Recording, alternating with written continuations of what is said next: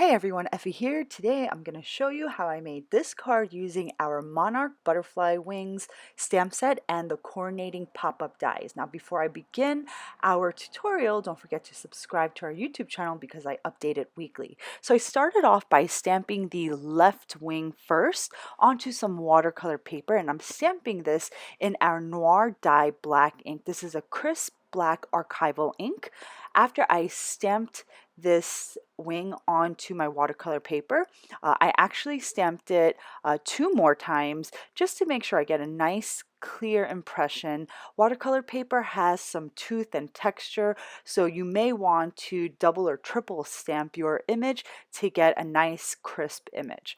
After I stamped the left wing, I just poured on some clear embossing powder, and then I melted all of that powder with my heat tool. I know a lot of people use black pigment ink for this kind of stamping as well, but the black dye ink or any dye ink actually stays wet long enough to hold embossing powder. So that's why I just went ahead and used our Noir Dye black ink. After I stamped both wings, I went ahead and stamped the body of my butterfly, and then I just clear embossed the body and the right wing.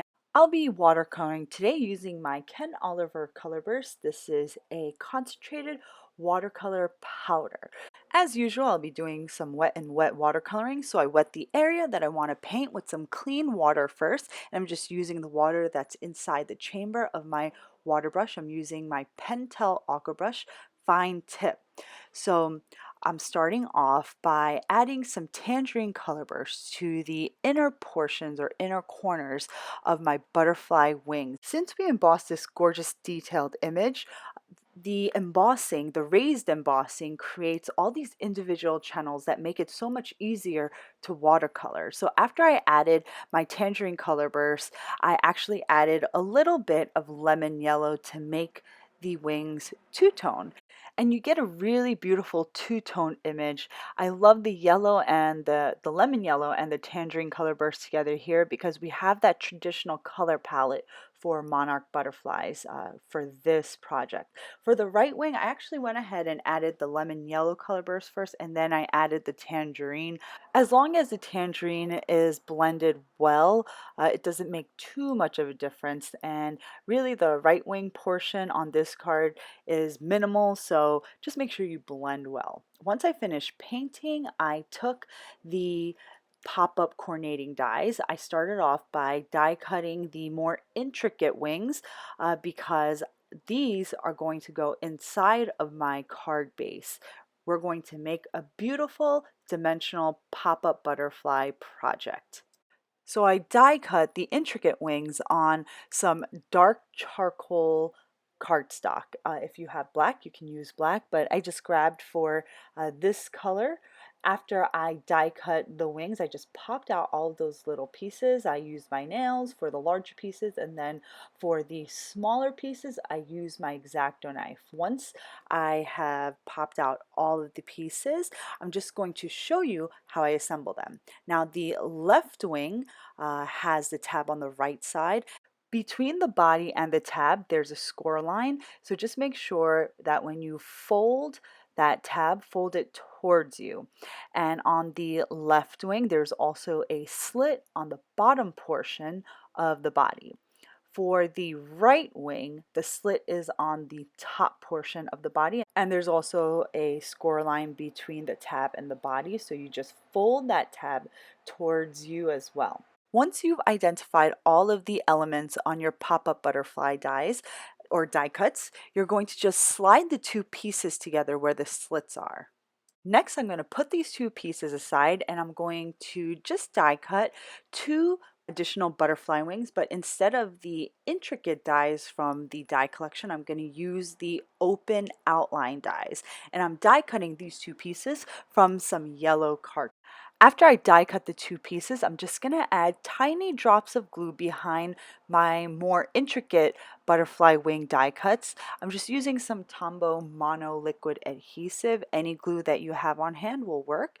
So I just added a few dots around my butterfly wing, and then I lined up the two butterfly wings. They're very easy to line up. So once I've adhered the both of them together, I'm going to do some coloring using my Zig Clean Color Real Brush Tip markers. For my Zig markers, I'm using orange and scarlet red. I'll start with the orange and I'm going to go in some light feathering flicks to add a little bit of that orange to the inner corners of each channel of my butterfly wing. And then I'll go in and just add a little bit of shading with the scarlet red. And I'm just using a very light touch and I'm kind of feathering that color out with both markers. I chose the yellow solid butterfly wing as my background because it gives it a nice base color where I only had to add a little bit of the orange. It was less work for me since I didn't have to color in any yellow. So this is a good tip to save some time. Once I finished coloring my butterfly wings, I just stamped my best wishes sentiment from our Scripty Greetings set. Then I just trimmed a little bit of my watercolored panel and adhered it onto a side folding A2 base using some liquid adhesive. Now, this is where you're going to add a little dot of glue. You want to add it to the bottom portion of where this line is, where I just showed you. After you slide the two pieces together, you want to just kind of attach the right side of the head to where that dot of glue is. Now, I didn't really do a good job of it in this video because the glue that I was using didn't dry quickly enough. The liquid mono adhesive glue from Tombow, it gives you some extra time to place your project. So you want to use a more fast drying glue for this part of assembling your pop-up butterfly die. Next, I added adhesive to the bottom of my tabs, and then I adhered the tabs right into the center of my base. You want to make sure that the area between the tabs run parallel to that score line within your card base. The closer your tabs are to that score line, the more popped up your butterfly will be. The further apart those tabs are from the score line, your butterfly will lie a little bit more flat within your card. Once I've assembled and glued down my pop-up butterfly, I'm just going to add the finishing touch. I'm going to adhere our clear rhinestones with some Ranger Multi-Matte Medium to the face of my card. Our clear rhinestones have a faceted edge or surface, but they have no backing, so they look like beautiful dewdrops. So my card is now complete. I hope you all enjoyed today's project and video. Thank you so much for watching. I will see you next time.